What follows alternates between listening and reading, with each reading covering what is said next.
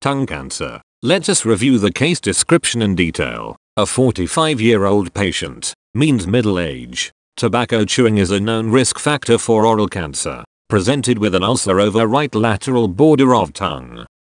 On examination, a 2 by 1.5 cm size ulceroproliferative growth is present. Proliferative growth suggests exophytic mass and is highly suggestive of malignancy, with underlying induration. Induration deep to growth suggests that tumor has invaded deeper planes, hence is not likely early cancer. Not extending up to midline means limited to one side and floor of mouth is free. Floor of mouth is U-shaped space between tongue and mandible. If it is free of any growth means tumor has not reached mandible, hence mandible can be preserved.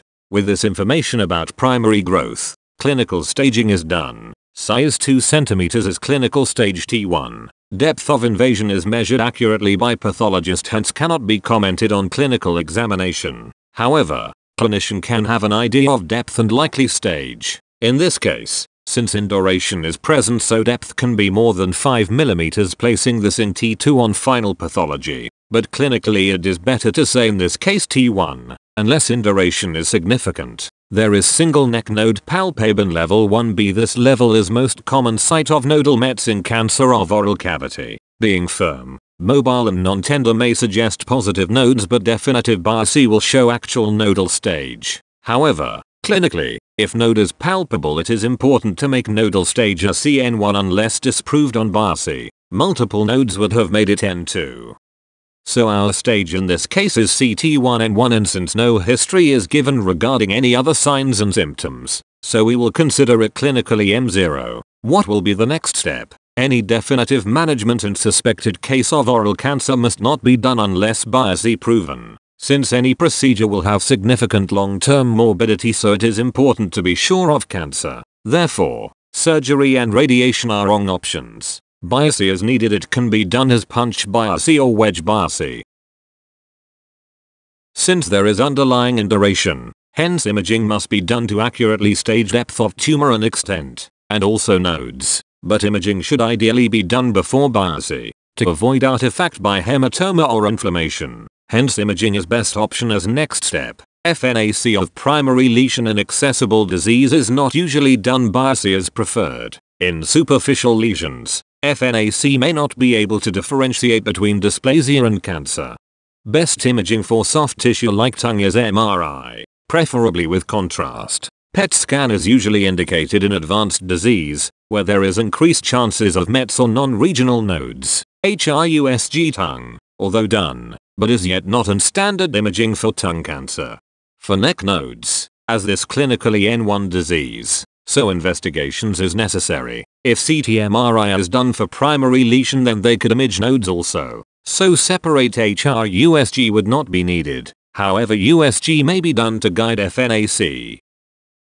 On MRI, lesion is on oral tongue, means disease is not extending behind circumvallate papillae as it is dividing line between oral tongue and base of tongue. Max depth is 6 mm. Here estimated depth on MRI is given. 2 cm sized tumor with depth of invasion between 5 and 10 mm as CT2 lesion. We will still use prefix C before staging, as imaging are considered to be extension of clinical examination. But depth on post-op biopsy would be final depth. No clear extrinsic muscle involvement seen. Extrinsic muscle involvement suggests deep spread. Few level 1B nodes are present. Mild diffusion restriction present means on diffusion weighted MRI mode, there is resistance to movement of water molecule in mass as compared to normal tissue. This suggests malignancy. Cause is probably due to high cellularity.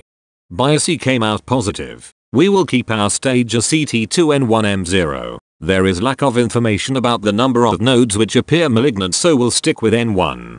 Definitive radiotherapy although is given in early cancer, but in this case surgery would be preferred, as it is T2 and N1. Neoadjuvant chemo is reserved for advanced cases.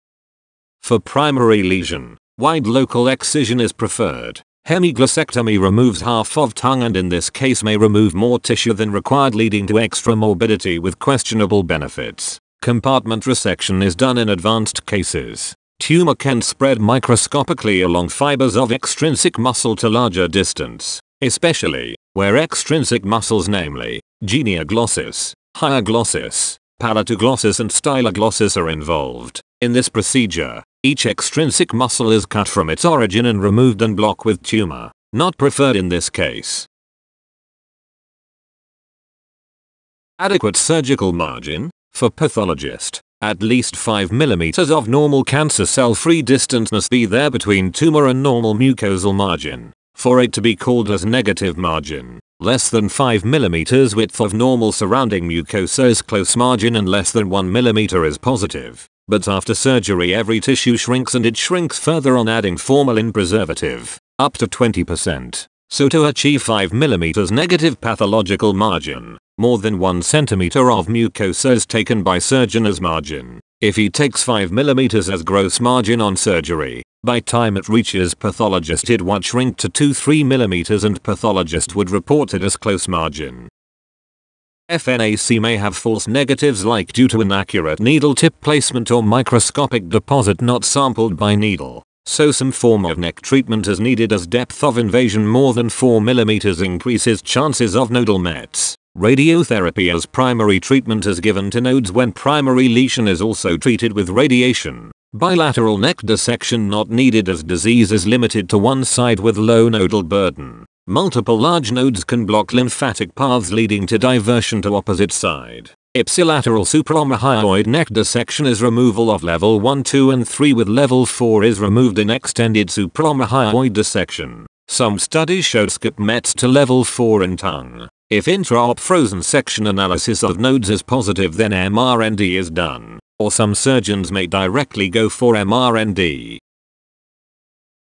There is detailed post-op biopsy report here with final stage as T2N0. Let us analyze other information given in this report. 2 cm tumor, SCC, well differentiated. Differentiation is usually done according to Broders grading. Well differentiated tumor have better prognosis. Clear margins. Now we have 2 variables: tumor thickness and depth of invasion. Tumor thickness is measured from top of tumor to deepest extent. Depth of invasion is measured from level of adjacent basement membrane of normal mucosa to deepest extent. We can use analogy of measuring plants. Tumor thickness is measuring height of a plant from top of stem to bottom extent of root, while depth is measuring length of root from level of top of soil. In exophytic tumors, tumor thickness is more than depth of invasion. Lymphovascular invasion absent means better prognosis.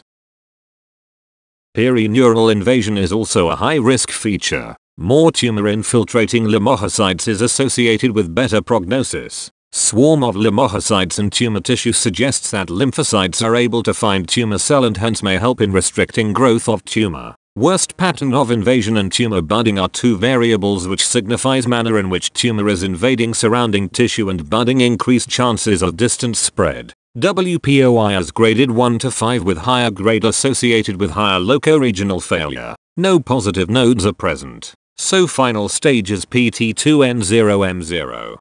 Next step, chemo and targeted therapy are usually indicated in advanced metastatic cases. Adjuvant radiation is given when there is T3, T4 more than N1 disease, LVI positive, PNI positive, margins positive and extranodal spread. Since none of high risk factors are present, patient may be kept on follow-up. Thank you.